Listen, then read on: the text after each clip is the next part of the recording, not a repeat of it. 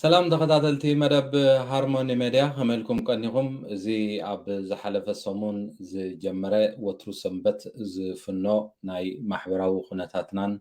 حفشاوي أنبابرانا خناتاتنان تاي مسل زبل حدش مدب بيو زي كنته هلاونا تباهيلو ززوع مدب مس حو خالد عبدو بحنساب كوينا ان كايدو مدبي امنا يلوم معنتي مدبنا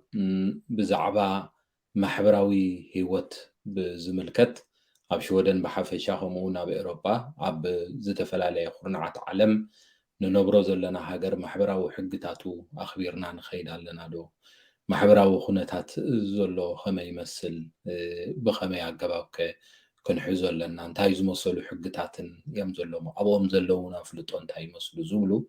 بعيني نغفتاوي أجباب ناتنا ترى تحجي الردادانا زع مساسلو نتوتات كان العلينا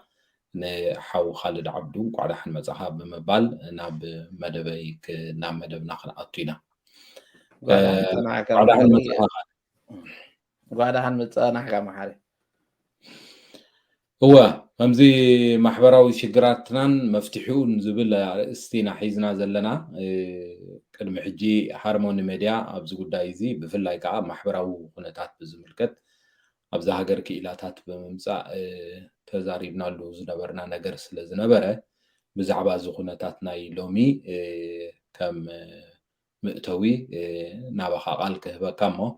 ናብ ሓፈሻዊ ናብቶም ዘቐመጥናዮም ነጥብታት ክንከይድ اوكي غني لي محري هو غمز فلت ابز النورو زلنا ሕብረተሰብ ብፍላይ ኣብዚ ምዕራብ ዓለም እቲ ሕብረተሰብና ዝመፀሉ ባክግራውንድን እዚ ሕጂ ንነብረሉ ዘለና ሕብረተሰብን እቲ ናቱ ቫሊስ በበይኑ ትመዐቀኒታት ልምድታት ኣብ ኩሉ ማሕበራዊ ሂወታትና ዘሎ ፍልልያት ዘበጎሶ ብዙሕ ስጋኣታት ተፈጢሩ ክሳብ ፋሚሊታት ካብ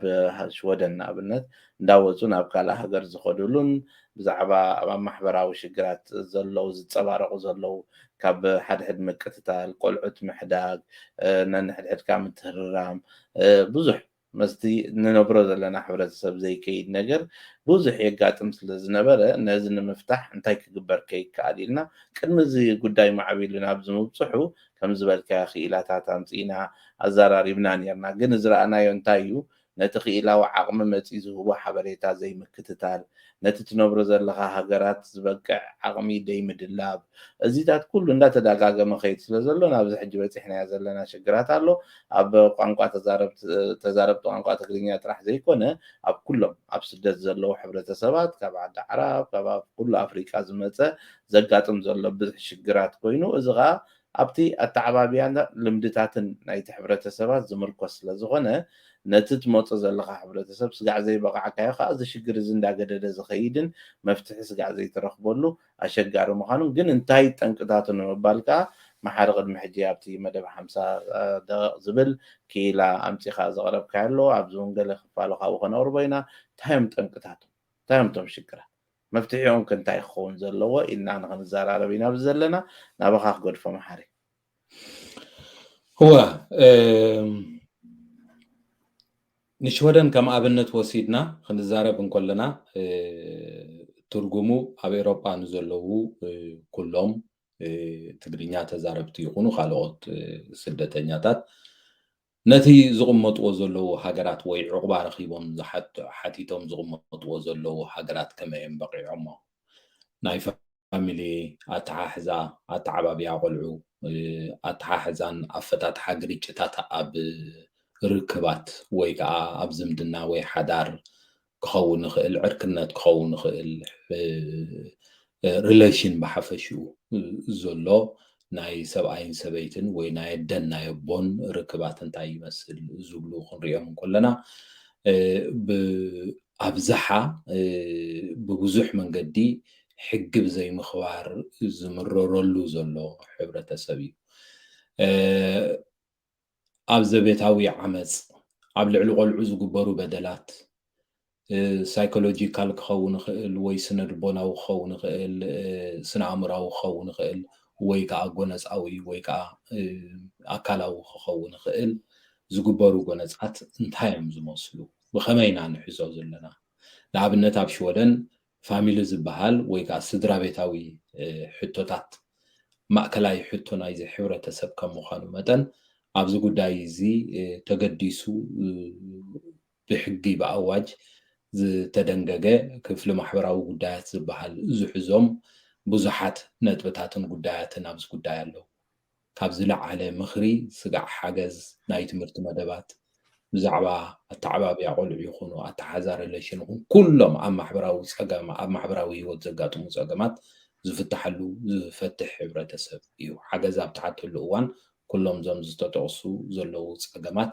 ብእኩብ ይኹን ብስድራ ቤታዊ ዓይኒ ብንፅል በቦ ይኹን በደ ብቆልዑን ሓበሬታታትን ሓገዝን ዝወሃበሉ ሕብረተሰብ እዩ ምናልባት ሎሚ ኸነልዕሎ ኢና ኣብዚ ምስ ሓው ካልድ ካልኦት ቅድሚ ሕጂ ዝገበርናዮም ሬፈር እናገበርና ክንከይድ ኢና ንምንታይ እቲ ሕብረተሰብ ነቲ ዘሎ ሕግታት ይኽተሎ ዘየለ ንምንታይ ኸ ነቲ ወግዓዊ ክኢላታት እንኮላይ ብቋንቋ ትግርኛ ዘለዉ ክኢላታት ዝህብዋ ሓበሬታ ዝሰምዕ የለን ዝበሃል ኣባህላታት ጠንቀታቱ እንታይ ከም ዝመስል እውን ክንፍትሾ ኢና ንሱ ጥራይ ዘይኮነ ኣብ ናይ ሎማዓንቲ መደብና ከም ሕብረተሰብ ከም ኮሚኒቲ ንኣብነት ኤርትራውያን ኢትዮጵያውያን ካልኦት ሕብረተሰባት ከም ኮሚኒቲ እንታይ ግደ ኣለዎም ኣብ ከምዚ ዓይነት ሽግራት ዝወደቑ ስድራ ቤታት ይኹኑ ቆልዑ ይኹኑ መንእሰያት ይኹኑ ኣብ ዝምድና ናብ ሓዳርን ወይ ከዓ በይኖም ዝቕመጡ ዝኾኑ ኣብ ማሕበራዊ ፀገም ዘጋጥሞም ሰባት እንታይ እቲ ናይቲ ኮሚኒቲ ተራታት ናይ ብሓቂ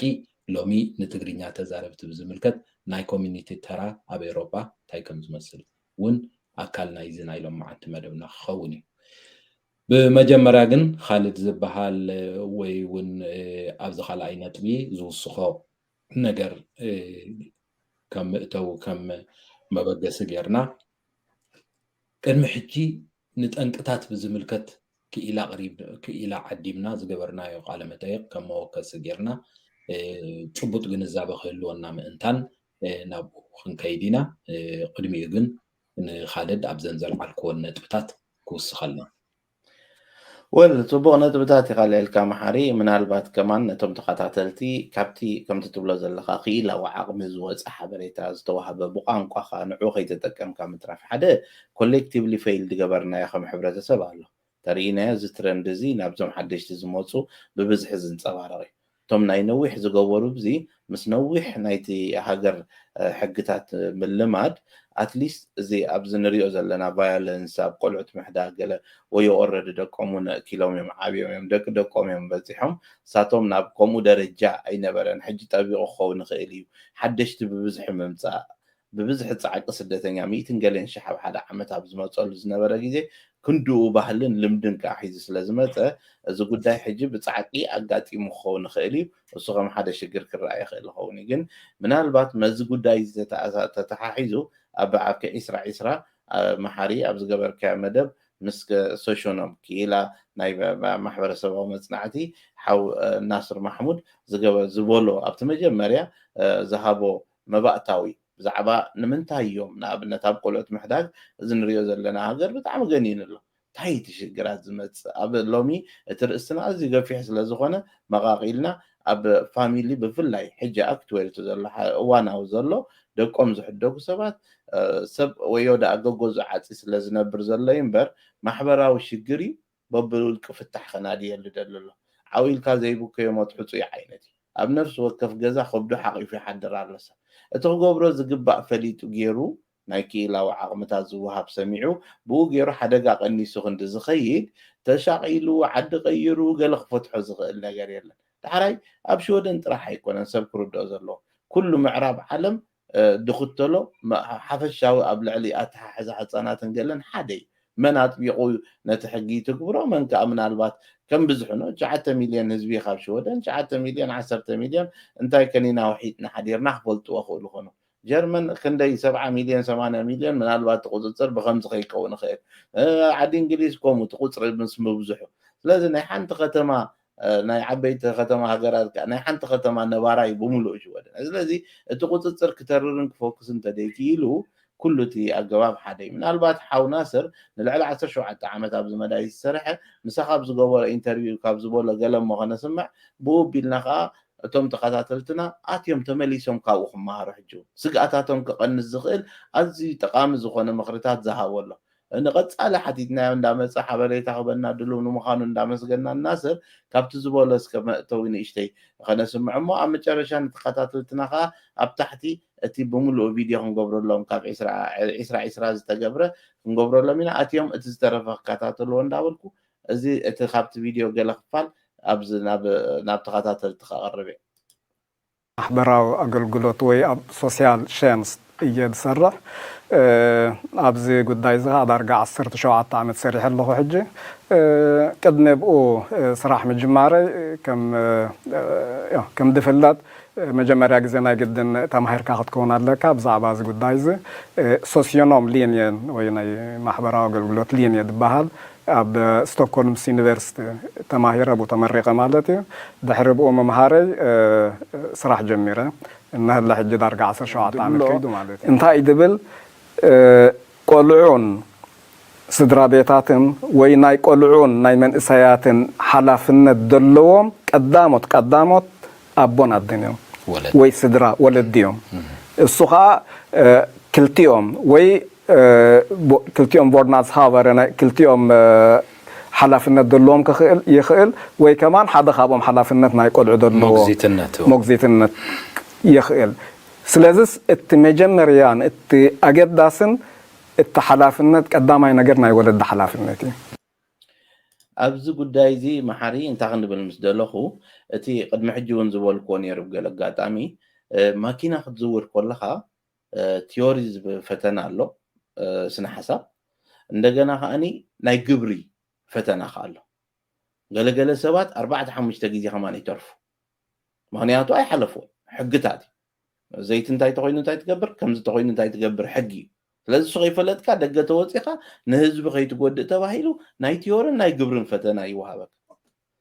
ወላዲ ክትከውን ግን ቲዮሪ የብሉ ፈተና ግብሪ ፈተና የብሉ ሱኢሉ ወላዲ ዝኸውን ሰብ ብተፈጥሮ ማለት እዩ ብዝተዋሃበ ስለዚ ነዚ ብተፈጥሮ ወላዲ ዝኸውን ዘሎ ሰብ ናይ ቲዮሪን ናይ ፕራክቲስን ዓይነት ኣስተምህሮን ትምህርትን ፈተናን ከይሃብካ ከመይ ገይሩ እዩ እዚ ዝበሃል ዘሎ ሓላፍነት ክዋፅኦ ዝኽእል ንሓደ ሰብ እኮ ወላ ብስራሕ ሓላፍነት ክትቦ እንትኾንካ ነታ ትህቦ ዘለካ ሓላፍነት ከም ዝዋፅኣ ድሕሪ ምፅራይካ ኢኻ ትህቦ ስለዚ ኣብዚ ዝሪኦ ዘለኹ ኩነታት እንታይ እዩ ገለገለ መንእሰያት ወደገይ ኣብ መንገዲ ከለዉ ንኣሽቱ ከለዉ ከይተረጋግኡ ሂወቶም ብዙሕ ትሮማ ሓሊፎም ከለዉ እዮም ወለዲ ናይ ምዃን ዝበቕዑ ዘሎ ወላዲ ክትከውን ከለካ ነቲ ሓላፍነት እሞኻ ምዕራብ ዓለም ኣብ ልዕሊኻ ዝጠልቦ ክትኮኖ ዝግባእ ከይኮንካዮ ምትራፍ ዘምፆ ዘሎ ነገራትካ ብዙሕ እዩ ስለዚ ከም ሕብረተሰብ ብዓውታ ክንዛረበሎም ዘለና እሱ እዩ እንታይ ዓይነት ሓገዛት ኣሎ ኣብ ፈቐደኮምን ኣነስ ወላዲ ኮይነ ቆልዑት ከዕብሲ ይሽገር ኣለኹም እንታይ ሓገዝ ክትቡኒ ኣለዎም ኣብስ ዝበሃል ፎሬል ራድስካብ ናይ ገለ ከምኡ ከዓ ዝፀሓፈ መፅሓፍ ከማን ኣለዎም ኤርትራውያን ብዛዕባ እዚ ጉዳይ ዘኸማ ስለዚ እቲ ኣብዚ ሕብረተሰብ ንነብሮ ዘለና ወላዲ እዚ እንተኮይኑ ሓላፍነቱ ከም ዝናስር ዝብሎ ዘሎ ናይ ወለዲ ሓላፍነት ወላዲ ሓላፍነቱ ከይተዋፅአ እንተተሪፉ ጥራሕ እዩ ትምትእትታው ዝመፅእ ዘሎ ስለዚ ኣብዚ ምናልባት ገለ ክትብል መገድፈካ ሽዑ ናብቲ ዝቕፅል እውን ከምኡ እንዳክንዘራረበሉ በብባሉ ፅቡቅ መስለኒ ፅቡቕቲ ሓሳብ ኢኻ ልዒልካ ካልድ ከምታ ፅቡቕ ኣብነት ዘምፀኻያ ንኣብነት ናይ ትምህርቲ ናይ ምዝዋር ማኪና ላይሰንስ ክትወስድ ከለካ ብክልተ ሓሳብን ግብርን ዝተሰነየ ፈተናታት ክትሓልፍ ክትክእል ኣለካ እዩ እዚ ኣብ መላእ ዓለም ዘሎ እዩ ከምቲ ዝበልካዮ ግን ወላዲ ምዃን እትፍተኖ ወይ እተፅንዖ መፅናዕቲ የለን ኣብዚ ሃገር እዚ ግን ዝገርም ወይ ኣብ መላእ ምዕራብ ዓለም ብሓፈሻ ወላዲ ክትከውን ወይ ናብ ጥንስን ሕርስን ቅድሚ ምብፃሕካ ከም ሓሳብ ትልሚ መፀውፃኻ ቀደም ኣብ ምዕበያና ቤተሰብ መምርያ ዝበሃል ወይ ከዓ ናይ ቤተሰብ ፕላኒንግ ዝበሃል ትካል ነይሩ እዩ ኣብ ግዜ መግዛእቲ ከይተረፈ ወላዲ ክትከውን ክትሓስብ እንከለኻን ወይ እውን ወለዲ ንክትከውን ኣብ ፕሮሰስ ምስ ኣተኻን ዝወሃቡካ ምክርታት ነይሩ ቆልዑ ከመይ ጌርካ ክትወልድ ከም ዘለካ ክንደይ ቆልዑ ክትወልድ ከም ዘለካ ኣረሓሕዕካ ምውላድን ጥቕሙን ቁጠባ ከመይ ከም ዝኸውን በይንኻ ክትነብር እንከለኻን ቆልዑ ክህልውካ ከለውን ዝመፁ ክትገብሮም ዘለካ ስነ ልቦናውን ቁጠባውን ምድላው ከም ሰብ ውላድ እንታይ ማለት ምዃኑ ዝተፈላለዩ ሓፀርትን ነዋሕትን ኮርሳት ይወሃቡ እዮም ኣብዛ ዓዲ ከምኡ ዝህቡ ብመንግስቲ ዝቆሙ ትካላት ኣለዉ ኣብዛ ዓዲ ወይ እውን ኣብ መላእ ኤውሮጳ ዝተፈላለዩ ማሕበራት ከዓ ብፍላይ ከዓ ኣብ ናይ ወዲሰብ መሰላት ዝነጥፉ ማሕበራት ከምዚ ዝዓይነቱ ኣገልግሎት ነቶም ድሌት ዘለዎም ዝህቡ ኣለዉ ሕጂ ንኣብነት ንሕና ምናልባት እዚኦም መንእሰያት ብዝተፈላለዩ መንገዲ ከምዚ ዝበልካዮ ብዝተፈላለዩ ሽግራት መፅኦም ኣብ ትራውማ ኣብ ዝህልውሉ እዋን ናብ ውላድን ናብ ቀጥታ ዘሊልካ ናብ ሓዳርን ናብ መፃምድቲ ረኺብካ ናይ ምንባር ኩነታት ይኣቱ ነብሶም ከይሓገዙ ከለዉ እሱ ዝፈጥሮ ፀገማት ዓበይቲ ስለ ዝኸውን ከዓ ብዝተፈላለየ መንገዲ ወላዲ ንምዃን ኣቦ ንክትከውን ኣደ ንክትኮኒ ዝወሃቡ ዝተፈላለዩ ኮርሳት ኣለዉ እዮም ዝተፈላለዩ ቅድመ ምድላው ንነብስኻ ተዳልዎ ብፍልጠት ማለት እዩ እንታይ ማለት እዩ ቆልዑ ከመይ ጌርካ ትዕቢ ካብ ናይ ዓድና ንሕና ዝዓበናሉን ወይ እውን ካብቲ ዝመፃኻሉ ዓድታት ኣተዓባብያ ቆልዑ ዝፈልዮ ዘለናዮ ስደት እንታይ እዩ መዓሲኸ ሕጊ ኣብ ጉዳይ ኣቦን ኣደን ዘፍረይዎ ቆልዓ ዝኣትዉ ወይ እውን ኣብ መንጎ መፃምድትኻ ሕጊ ዝመፅእ መዓስ እዩ እንታይ ምስ ዝፍጠር እዩ እንታይ ምስ ዝኸውን እዩ ዝብሉ እዚ ቅድሚ ዝኾነ ይኹን ነገር ምግባርካ ብፍላይ ከዓ ፕላን ኣብ ትገብረሉ እዋን ክንወልድ ሓሲብና ኣለና ሓዳር ክገብር ሓሲብ ኣለኹ ሪሌሽን ክገብር ሓሲብ ኣለኹ ኣብ ትብለሉ እዋን እዚኦም ኣዝዮም ኣገደስቲ ዝኾኑ ሓበሬታታትን ሓበሬታ ጥራይ ዘይኮነ ሓገዛት ናይ ህይወት መምርሕታት መንገዲ ንሓደ ህይወት ንመምርሕታት ዝኾኑ ኣብ ዝተፈላለዩ ትካላት ኣሎ ኣብ ዝተፈላለየ መንግስታዊ ዘይመንግስታውያን ማሕበራት ኣለዉ እዮም ንሱ ብቐፃሊ ኣብ ዌብሳይትና ክንዝርግሖ ኢና ኣየኖት ማሕበራት ኣበይ ምእምኦ ንሰብ እንታይ ኣገልግሎታት ኣበየና ይወሃብ ዝተፈላለዩ ኣብ ሰብኣዊ መሰላትን ኣብ ናይ ደቂ ሰብ ህይወት ኣሰርሑ ክነብረሉ ዝኽእል እዚ ሃገር እዚ ከምቲ ሓንቲ ወይ ዝበልናዮ ኣብ ሰላምን ቅሱኑን ህይወት ደቂ ሰባት ዝሰርሑን ዝነጥፉን ትካላት ዘለውዎ ሃገር ስለ ዝኾነ ብደረጃ መንግስቲ ይኹን ብደረጃ ዘይመንግስታውያን ማሕበራት ስለ ዘለዉ ንዓኣቶም ክንዝርግሕ ንኽእል ኢና ንኣብነት ከም ስታዲስ ሚሽን ዝኣመሰለ ዝተፈላለየ ኣገልግሎታት ንዝተፈላለዩ ድሌታት ዘለዎም ዝህብ ኣሎ ካልኦት ናይ ኣቢኤፍ ትካላት ኣለዉ ብዙሓት ካልኦት ኣብ ማሕበራዊ ኩነታት ዝነጥፉ ኣለዉ ገዛ ብትስእነሉ እዋን ኣብ ትወድቀሉ እዋን ምስ ውላድ ዘለካ ኣቀራርባ መንእሰያት ኣበየ ዕድሚኦም ብኸመይ ኣገባብ ክትቀርቦም ከም ዘለካ እንታይ ዓይነት ኣርእስትታት ምስ መንእሰያትን መዓሰይ ትዛረብ ዝብሉ እዞም ኩሎም እዚኣቶም ሓገዛት ኣለዉ እዮም እዚ ኩሉ እዚ ሓገዝ ዘቕረበልካ ሃገር ነዚ ኩሉ እዚ ሓገዛት እዚ ነፂግካ ኣብ ምዕበያ ቆልዑ ይኹን ኣብ ኣተሓሕዛ ሪሌሽን ጌጋታት ክትፍፅም ከለካ ብሕጊ ክሓተካ ባህርያዊ እዩ ዳርጋ መብዛሕቱ ቆልዓ ምሕዳግ ይኹን ኣብ ሪሌሽንሽፕ ምእታው ይኹን ዝተፈላለዩ ናይ ሕጊ ተሓታትነት ይኹን ናይ ምኽሪ ተሓታትነት ዝኣመሳሰሉ ነገራት ዝመፅእ ዘሎ እዞም ሕግታት እዚኣቶም ክኽበሩ ስለ ዘለዎ ሓገዝ ተደሊኻ ሓገዝ ንህልካ ሓገዝ ኣብ ዘይትደልየሉ እዋን ግን ሕጊ ክትጥሕስ ኣይፍቀደካን እዩ እዩ እቲ ኩነታት ምናልባት ሓዊስካ ኣብኣ ከለካ ከም ነጥቢ ኣዝዩ ኣገዳሲ ኣብ ሕብረተሰብና ግኑን ኮይኑ ዝርኦን ዝረኽቦን እዚ ኩሉ ክጠቕሶ ዝፀናሕኩ ነገራት ተጣሒሱ ኣብ ዝርከበሉ እዋን ምስ ቆርበት ብምትሓሓዝ ኣጓንዮምና ደቀና ሓዲጎምና ፀለምቲ ስለ ዝኾና ኢና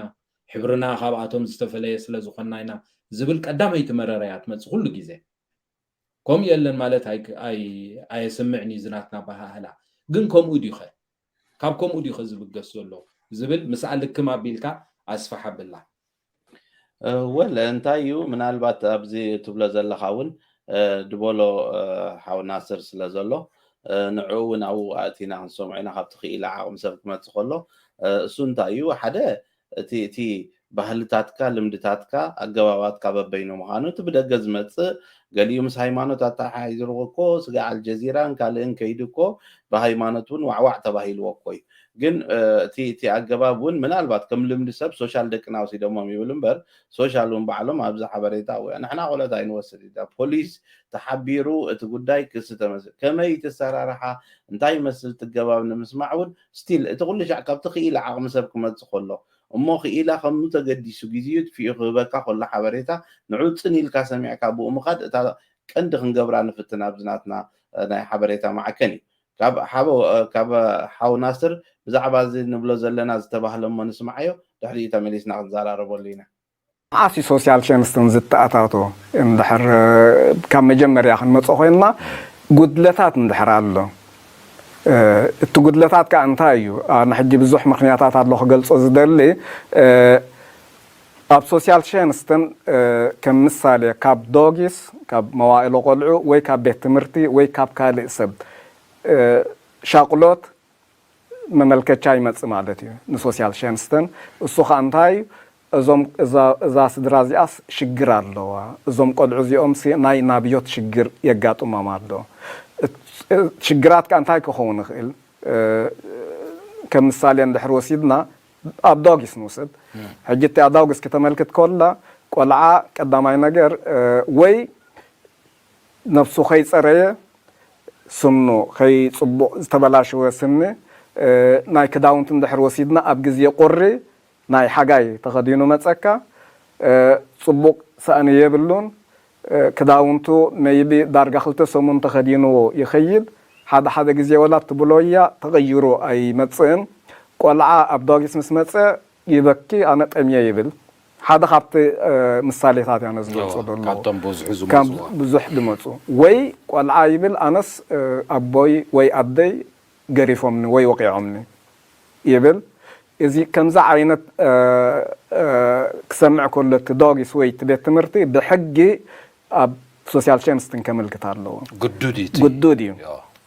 ግድነት እዩ ኣብ ድኾነ ሰብ ኣብ ዶጊስ ወይ ኣብ ቤት ትምህርቲ ዝሰርሕ ናይ ግድን ኣብ ሶሻል ሸንስት ከመልክት ኣለዎ ከምዛ ዓይነት ሻቁሎት እንተደኣ መፅዩ ሕጂ ዘን ከም ምሳሌ ዝወስደ ዘለኹ ወይ ከማን እንታይ ይኸውን ኣብ ሓደ ስድራ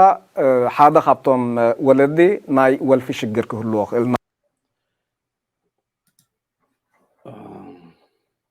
ናይ ኣልኮሆል መስተ ወይ ከማን ናይ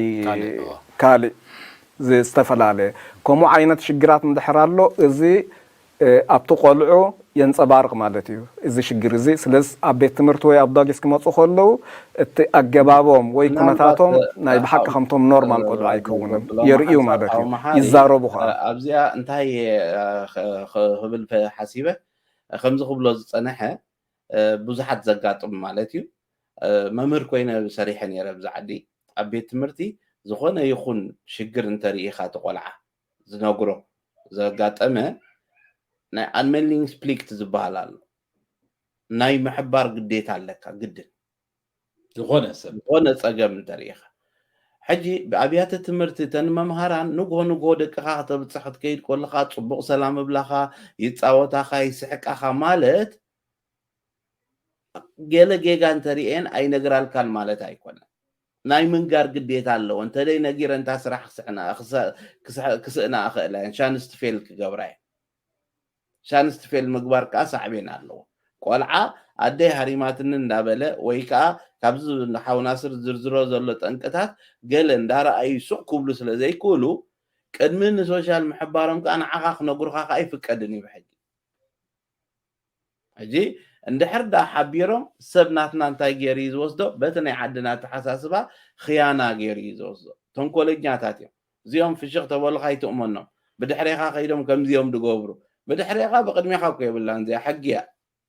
ሕጂ እቲ ራዳድኣና ይክቕየር ዘለዎ እዞም ሰባት እዚኦም ከምኡ እንተደይ ገይሮም ስርሖም ባዕሉ ክስእንዎ ክእሉ እዮም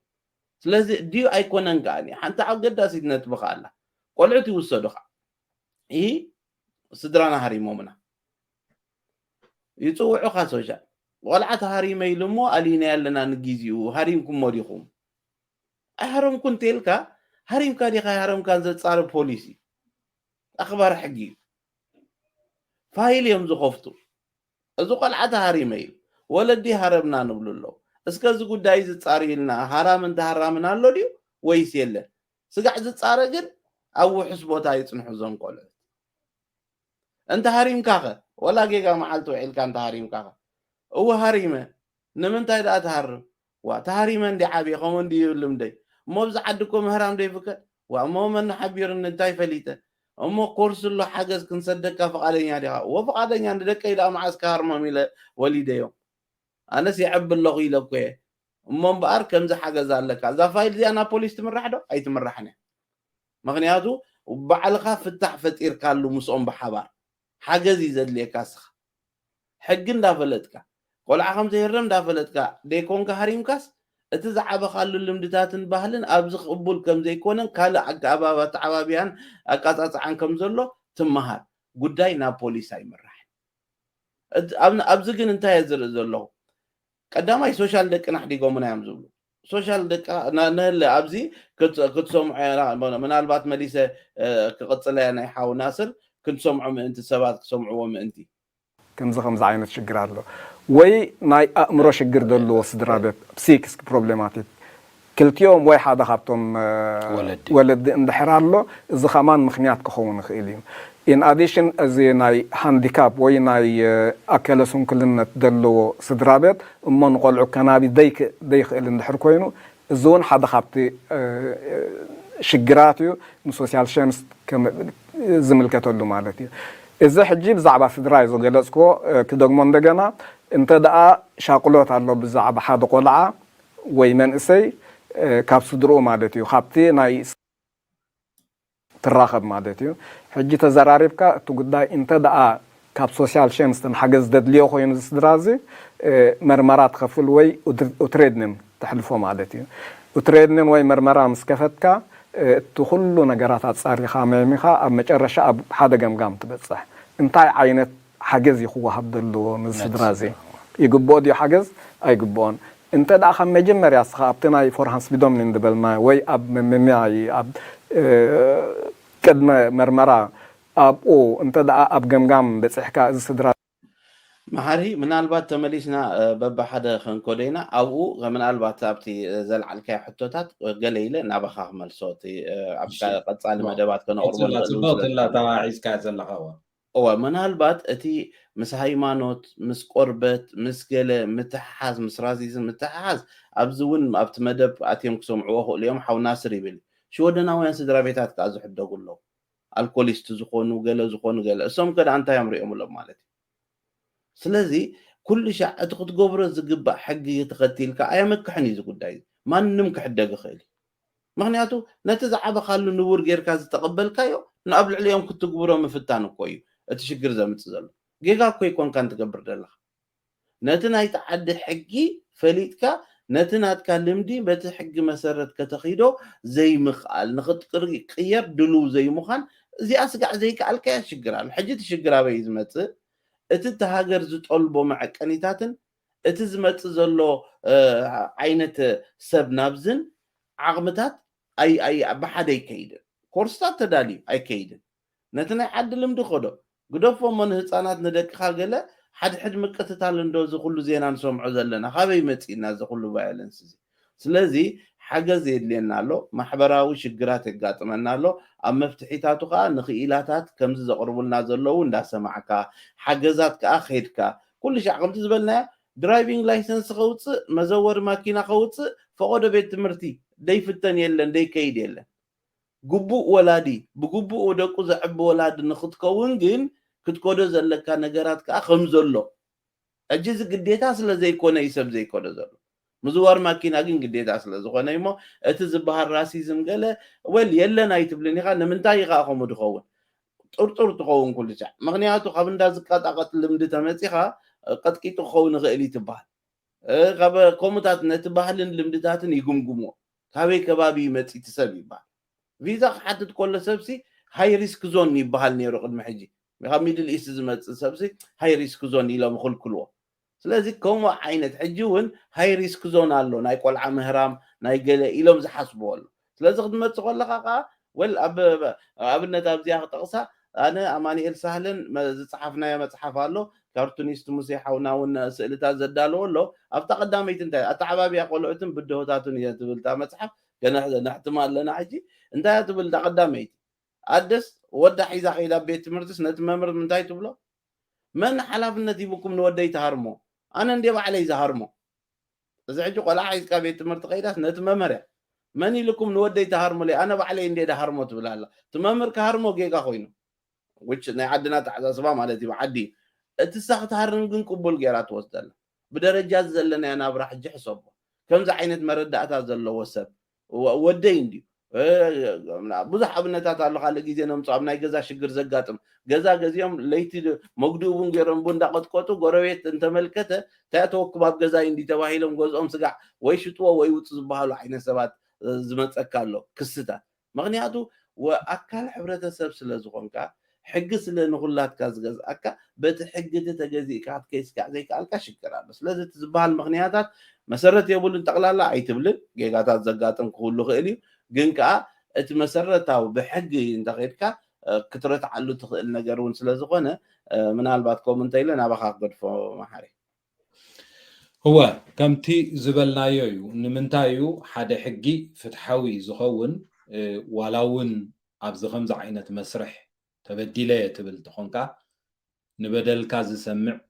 ኣካል ክህሉ ከሎ እቲ በደል ካብ ሓደ ወገን እንደይኮነ ወይ እውን ንበደልካ ክሰምዕ ዝኽእል ካልእ ፍትሓዊ ትካላት ምህላው ነቲ ሕጊ ንምኽባር ዝግበር ምንቅስቃስ ሙሉእነት ከም ዝህልዎ እዩ ዝገብሮ እዚ ማለት ንኣብነት ኣብዛ ሃገር ሶሻል ሸንስተን ይኹን ወይ ኣገልግሎት ማሕበራዊ ጉዳያት ይኹን ብዛዕባ ቆልዑ ክኸውን ይኽእል ብዛዕባ መንእሰያት ክኸውን ይኽእል ብዛዕባ ዝኾነ ይኹን ክኸውን ይኽእል ኣክንዲ ተቐዳዲምካ እወ ኣነ ፀሊም ስለ ዝኾንከ እዚ ዓሌታውነት ይብልዕለይ ተፈፂሙ ኢልካ መደምደምታ ኣብ ክንዲ ምብፃሕ ነቲ ጉዳይ ብፅሞና ምርኣይ ንውሽጥኻ ምርኣይ እዚ ጌጋ እዚ ተፈፂሙ ኣሎ ኣብዚ ጌጋ እዚ ናተይ ኣስተዋፅኦ እንታይ እዩ ናተይ ተራ እንታይ ነይሩ እንታይ ተጋጊብ እዚ ጉዳይ እዚ ስጋዓበየ ጌጋ ፈፂመ ኢልካ ነብሰ ፍተሻ ምግባር እቲ ዝበለፀ እዩ ንኩሎም ነዞም ነጥብታትን መገድታትን እዚኣቶም ምስከድካ ግን እቲ ካልእ ኩነታት ናይቲ ዘተግብር ዘሎ ኣካል ክትሪኦ ትኽእል ማለት እዩ እዚ ስለ ዝኾነ እዮም እቶም ክኢላታት ንኣብነት ሓውና ናስር ክኢላ ናይ ማሕበራዊ ጉዳይ ኮይኑ ብሓላፍነት ደረጃ እኳ ሓላፍነት ብሓላፍነት ሲ ኣብቲ ክፍሊ ናይ ፋሚሊ ጉዳይ ናይ ስድራ ቤት ጉዳይ ብዝምልከት ብደረጃ ሓላፍነት እዩ ዝሰርሕ بدرجة حلافنت كسرحون كله جن نتي حقتات سلزو فلتو نايلومي 3 عامات ابز جبرنا له على متى سفح زغونه حبريتا يبون تايكن تنقالنا تايكن جبرالنا تاي تمرت خنوسدالنا اب زلص اجماتن تايو كفل محبراو غدايات كما يزسرح زبلون ببزحي زكابتم العيلو زتزاربلهم نتبتاتهم نابنت ابز حجو قلصو زصنحه انت دارينا ابز هاجر زي بيت تمرتታት موعل حصانات غربابتي كوتا بحفشا اكل حبرتسبنا نايزين نبرلو زلنا هاجر ناي شودن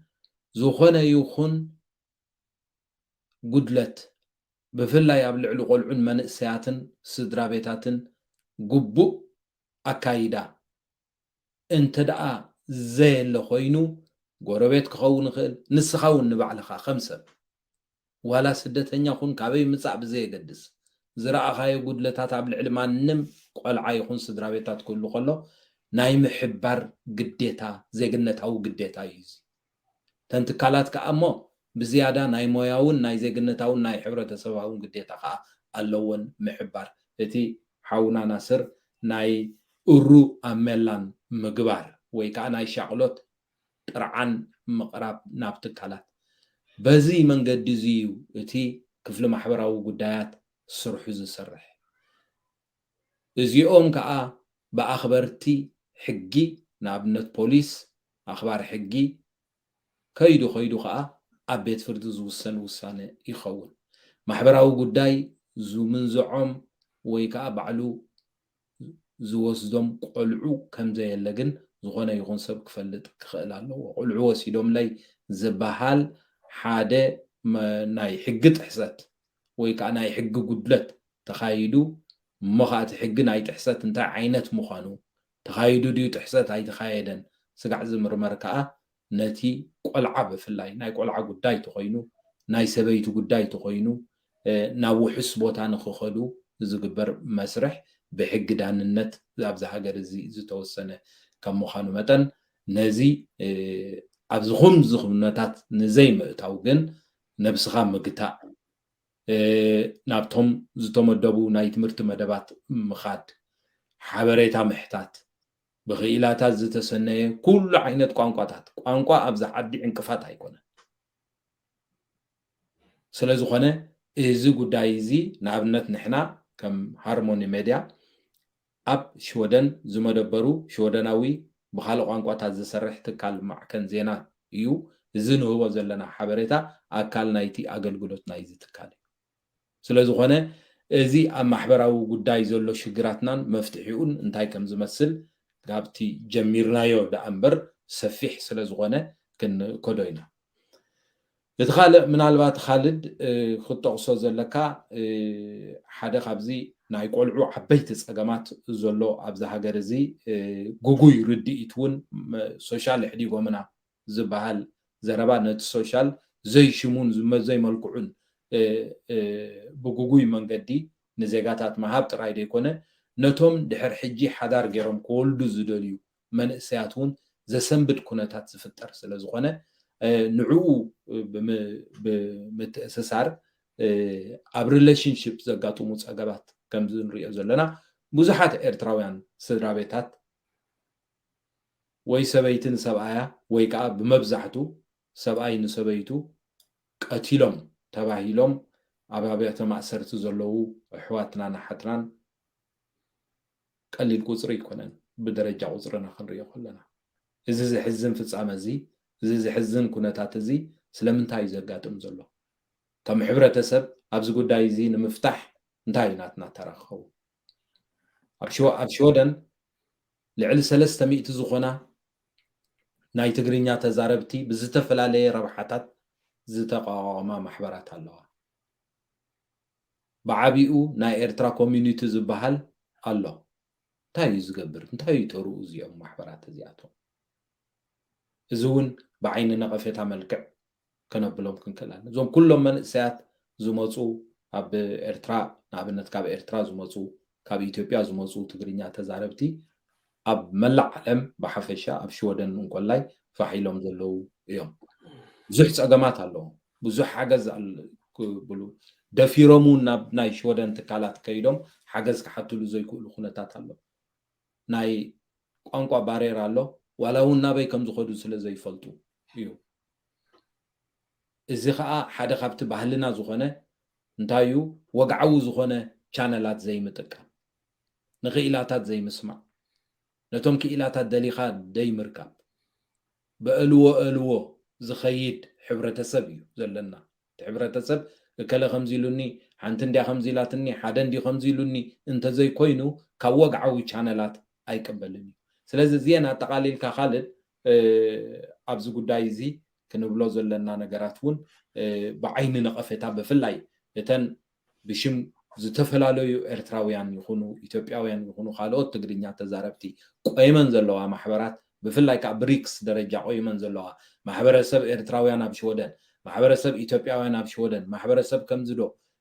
ናይ ባህሊ ማሕበራት ዶ ናይ ማሕበራዊ ማሕበራት ዶ ናይ ስፖርት ዶ ናይ ደቂ ኣንስትዮ ማሕበራት ዶ ናይ ደቂ ተባዕትዮ ማሕበራት ዶ ዝበሃሉ እዞም ኩሎም እዚኣቶም እንታይ እዩ ክኸውን ነይሩዎም ተራ ናይዞም ማሕበራት እዚኣቶም እንታይ እዮም ከዝገብሩ ዝንድሕር ዳኣ ዘይገይሮም እውን ብዓይኒ ነቐፌታ ክንጥምቶም ክንክእል ኣለና ምናልባት እዚ ርእስቲ ኣዝዩ ክገፍሕ ስለ ዝኾነ ከም ዝበልናዮ ከዓ እዛ መደብና ተቐዳማይ ክፋል ኣብ ገለ ናይ ተደይወሲናዮ ኣዝዩ ክገፍሕ እዚ ተረእዩሎ ዘልዕሎ ዘለካ ርእስቲ ባዕሉ በቃ ተእልወልዎ ጥራሕ ኣርእስቲ እዩ ባዕሉ نوح زخيدنا زلو أب حقي أي فلتكون زبل نجاري جيجا قبر ما إيه دي فلتكو وزي مفلات كن كابت حتى تنت أي قبرني إلو من إل كغير كيا جيجا أنت ودي أكا واقع تخوف لولو تزعبه جن كم زارا بخوينو قرب زغل كم حبرة سب كن كونو زقبا يكوننا لنا عندنا تبز تقبيل صنحه بزنويح صنحه تمحبرات بقى ناي وتت منشي بوليتيكالي بولارايزد كوينو اتي زدقف دو دقاوم دو እንዳበለ ነቲ ማሕበራዊ ሽግራት ኣብ ከባቢ ዘሎ ኣይራየ ክቐብር ግን ኩሉ ኸይድ ደጋፊዩ ተቃዋሚዩ ኣብ ቀብሪ ይረኸበ እቲ ማሕበራዊ ሽግር ክፈትሕ ከይተረኸበ ናይቶም እንተ ዝሕግዞም ነይሩ ናብቲ ሞት ዝትኸበፅሑን ዘይክእሉ ክቆትሉን ክቆተሉን ዘይክእሉ ዝነበሩ ሕብረተሰባት ግን ከይዱ ዝርንዝሕ ይነብዕ ዝርንዝሕ ይሓዝን ማለት ስለዚ እቲ ክግበር ዝግብኦ እቲ ኣቐዲምካ ክግበር ዘለዎ ስራሕ ከይተሰርሐ ዝተርፈሉ ዘሎ ምኽንያት እቲ ፖለቲካዊ ኣረዳዳ ወል ሰብ ኣይከኣሉ ፖለቲካዊ ርእይትኻ ትፈላለ ንቡር እዩ ነይሩ ፀገም ኣይምነበረን ኣብ ዘለናይ ሃገር እውን 6-7 ፖለቲካል ፓርቲ ኣሎ ፀገም የብሉን أبانا بتيحجن الرادة ات polarization ناي politica ات محبرات ناي اوتوت من شخوينو جنزب اكيبو خسدد قال انت دي كوينو ولا تجنزب اكيبو ناب محلا نايتم اوالات يوعلني بزعبا ابتها غرزلو خيلاتات تامتيو استمرتات بزعبو حاجزات كبونا اي تريوريخا سلازي كون زغبو زنبره خم حبرتسب ترو تصاوت سلازي له صاحبين ناتو خا اذن ريو زلنا يمصالو منالبات ازي مسجيزي ابستنا وحا ازي حجز ما تزلو ولا دون نفسو ترنيفو ناتو مدموت زلو دقون وتصيت نايزو كوبيرينا مسلكا محبراوي طرنافه كم تزدلس لزي معبله زي سوي كبانديرا غير كم سعن بروباغاندان كينو زغده نجر سلازي بلو دقخا اب كراي ماتو دقخا اب كبت نجرات اتو دقخا نريو لنا نفسو وقف غزا كلش شغرو نوشتي ستيري زغيد زلمبر ماليا زي ولي شغرات يزقاتم زلو محبراوي نتفتات انتزلو محبراوي شغراتنا وحبار نفتح زبل اكايد حجون اتي نبار كومو زي مقبارو مس بوزح بوليتيكاو نجرات مجلن ردوي كومو غيغبر زدليه كان يدق حيلخا كل شيء قمت بزحلفه صبصابنا زقربنايو فيستيفال هادو خمس دون بوليتيكاو هالك خون عليس منغس شو دنا صنيحس زقربو دوكمنت نقرب نيرنا زحلفه سلازي نتبز زلو حبرتسب ابز طقم نغرات نابنت بوزيتيف نغر السقا كم كوميونيتي تورنفت زخون لومي ازوم نفعت منسياد موت زلو على الكسندر اساق هنا غويتهم غلزون كلهم ناي سبورتي كنديكم مفري ببزوبو خيدم زي رخبوم ابو زلو نفعت تصاوتت كاب ايرتراويان فاميلي ايثيوبيان فاميلي زموتو نمنتاي زي طرانف نمنتاي نتي صبو ابنت نقدميت كلف ديكل بولاريزيشن زيوم منيم تيوم منيم سلمنتاي زبلا بحالات ግን እዚ ምናልባት እዚ ሕጅዝ መጽ ዘሎ ወለዶ ዓቅሙ እሱ ነፍሱ ይጠርም ይወልድ አለይ ፋሚሊ ምስርት አለይ ቶም ደቁ እንታይ ይኹኑ ጽባሕ ንጎዕ እዩ ገዛ ንሓባራዊ ሽግር ሓባራዊ ፍታሕኻ ስደት ዝጠንቁ ናይ ባህሊ ለውጥ ዝጠንቁ ፍልልያት በይንኻ ክትፈትሑ ይትኽእል ወላ ኢንተግሬት ክገብር ኢልካ መግደፉ አሲሚሌት ክገብር የብቲ ሕብረተሰብ ኢልካ ክትፈትሕ ትኽእል ሽግር ኣይኮነ ስለዚ حباراو شجر قديمو كارلو حباراو فتح من داي تصبو مخونه يهن مهين نتني حق خيلاخا حق مخركا لو مكو معلتاوي يود زريو بتعمي خات سنبل فهمت قصاد زبلاي حميمون دا صارتو زغيد حبرتسب كويس لك ما بزعبا ناي غداينا بيغي فور شكرين كاسا غدايس اب اربيس فور ميلين وعيلس زي سلطني لينصرت ابسكات بركت زودا غداي نابتي ناب فور شكرين كاسا خيدو زي سلط نمنتا يقوم دخون زلو نايت سبا يكون انت شجر حاجه زي اللي ينيرو منقد مرعي اللي ينيرو سقعت قانقا خيلو نابت حبرته سبعاتي بعلو نفس زغل تمحبرات نزخ قبر تديكيلو انتهي علامه سلازي حجون اتزمت زلو بحدشون نز زقاتم زلو شجريو مفتح خنادي بزمنقد بزمسلو منقدي كتعرانف كينو بوليتيكا كحس بوليتيكا قال او مخان حبرته سباوي اتهلالواها طعي كون تزيكيلو ازي سبيل اوفر كغبريتي ايفكت نابقالوت كسغري كريميناليتي بولو هوبلسنس بولو ابتمرت زي معوات ابقل ازي كله راي تغني خبابيات منغست بيت صحفت اب سرحلو نبركو غيزي ببزحي خالو زيغاتات كاتو قدرو خلقا ازناتنا ولا تبز تولد ببزحي اتي نورج تايدا اخوينو تبي مغنياتو تولاد حجز كخيل الله ابو خاني اوكي وي حلي خاني كم ሕብረተሰብ ወጪ ስለነትናቱ ሕብረተሰብ ከተባብዕ ሕጊ ስለ ዘይትሪኦ ከዓ ወውል ቅናብሩ ጥራሕ ስለ ዝነብር ዘሎ እቲ ፖዚቲቭ ኢፌክት የለን ብዙሓት ክህልው ክእሉ ከም ዘለዉ ግን ኣይትፈልጥ ምክንያቱ ርኡይ ዝኾነ ተራ የብሎም በብተዓውዶም ወፂኦም ሲ ኢንስፓየር ክገብሩ ንካልኦት ከተባብዑ ኣይትርኢን ስለዚ እቲ ማሕበራዊ ሽግራትና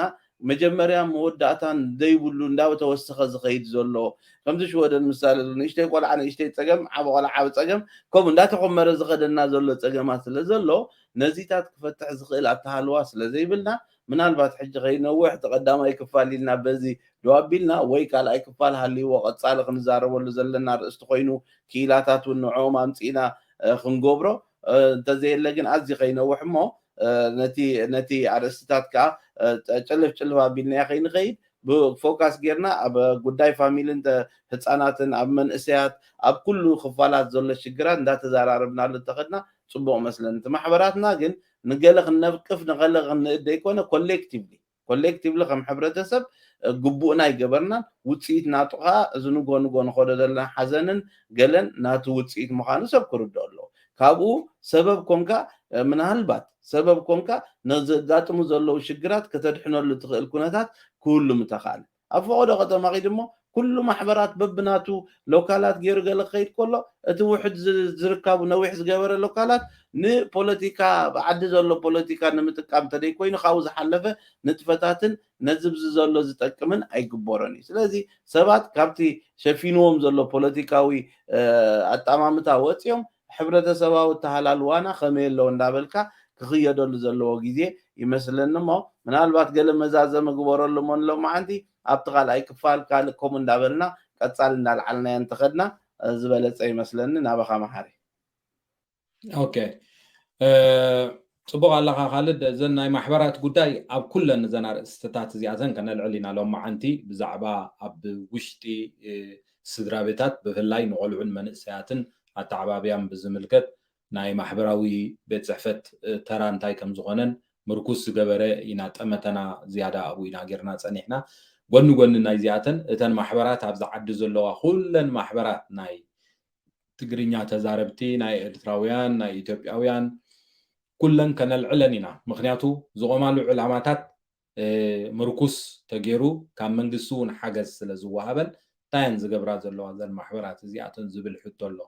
ካብ ተኸታተልቲ መደብና ዝሓለፈ ሰሙን እውን ዝመፀ ኣሎ ምክንያቱ ብሽምና ኣንሕና ዘየለናሉ ማሕበራት ሽምና ዝተመዝገበ ኣሎ እሞ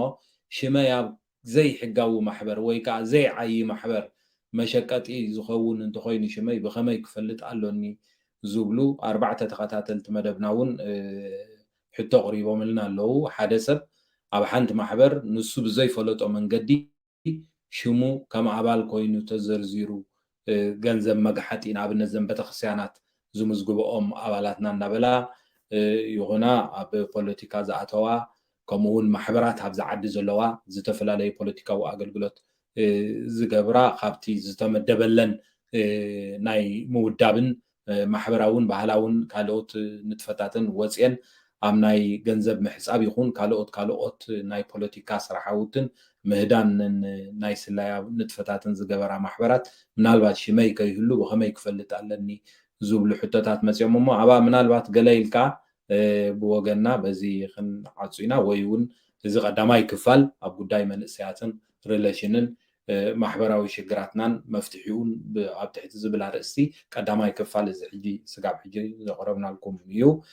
ንቐፃሊ ግን ኣብዘን ማሕበራት እዚኣተን ዘለኹም ብዘይፍላጥኩም ብፍላይ ዘለኹም ኤርትራውያን ይኹኑ ኣብኡ ምህላውኩም ክትፈልጥሉ ትኽእሉ መንገድታት ከነ መልሲ ሒዝናልኩም ክንመፅእ ኢና ብኸመይ ኣገባብ ከም ትጥቀሙ ናይቲ ማሕበር ሽምኩም ተመዝጊቡ ብዘይኣፍልጦኹም ከም ዘሎ እትገብርሉ ሜካኒዝም እውን ሓበሬታ ክንህበኩም ኢና ብዚ ዝመፅእ ዘሎ ስፍሕ ዝበለ ብዛዕባ ዘን ማሕበራት ከነልዕል ኢና እንታየን ዝገብራተን ማሕበራት ይኹኑ ቤተክርስትያናት ኣብ ሽወደን እውን ንዕኡ እውን ሒዝናልኩም ክንቀርብ ኢና ንሎሚ ዝተመደበልና ሰዓት ወይ ዝመደብናዮ ሰዓት እዚ ስጋብ ሕጂ ክትከታተልዎ ዝፀናሕኩም እዩ ካልድ ሰላም ንሓንኩኑ ኢልካ ከነዓፅወነ ዝመደብና ምስለ ምክትታልኩም ይቀኒልና ብወገነይ በዚ ወዲና ኣለና ቴንኪዩ መሓሪ ክቡራት ተኸታተልቲ እዚ መደብ ኩነተ ህላወና ነቲ ዘለናዮ መነባብሮ ቻሌንጅ እንዳገበርና እንታይ ክግበር ኣለዎ ከመይ ክኸውን ኣለዎ እንዳበልና ነቕርቦ መደብ ኮይኑ ኣብዚ ሎሚ ዘረዓልናዮ ርእስቲ ነዊሕ ሓበሬታ ዝሃበና ሓውና ስር ማሕሙድ ደጊምና እንዳመስገና ናብኡ ተመሊስኩም ንኽትርእይዎ ኣብ ታሕቲ ክንገብረልኩም ኢና እቲ ቪድዮ ብቅድሚ 3 ዓመት ከባቢ ዝሃቦ ግን ከዓ ኣዝዩ ኣገዳሲ ስለ ዝኾነ እቶም ሽዑ ዘይረኣይዎ ተመሊሶም ክርእይዎ ተመሊስና ናባኹም ሪፖስት ክንገብሮ ኢና እውን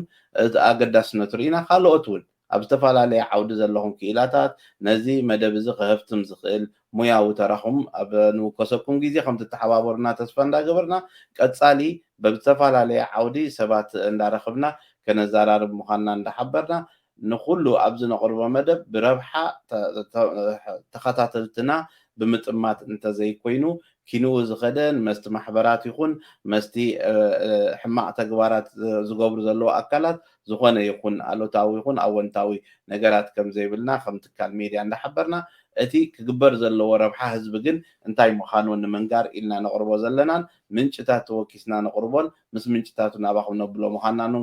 ክትግንዘቡልና እንዳተፀበና ናይ ሎሚ መደብ ኣብዚ ክንዛዝም ኢና ዝቕፅል ሰሙን ብካልእ ትሕዝቶ ስጋዕ ንራኸብ ሰላም ቅንያት